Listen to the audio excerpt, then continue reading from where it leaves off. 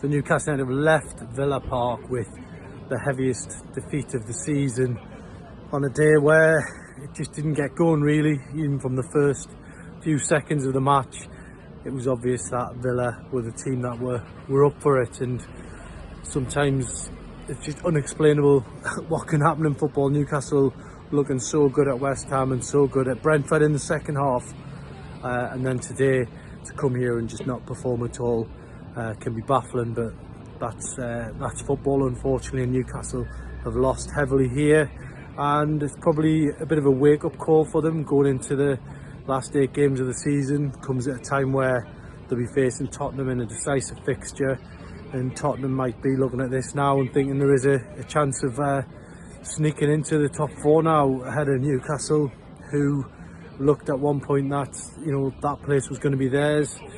They're now going to have to go back to the drawing board and start working hard again. But in all fairness, Newcastle have been brilliant all season.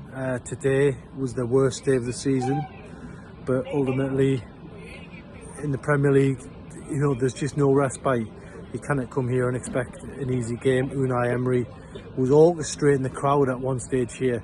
Villa were on top and he was just absolutely loving it in the technical area, and Newcastle just looked a little bit deflated, I would say.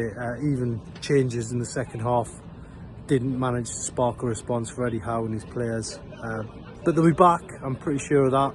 Newcastle will go to that game against Tottenham and look to make a statement and look to respond to what's happened here today.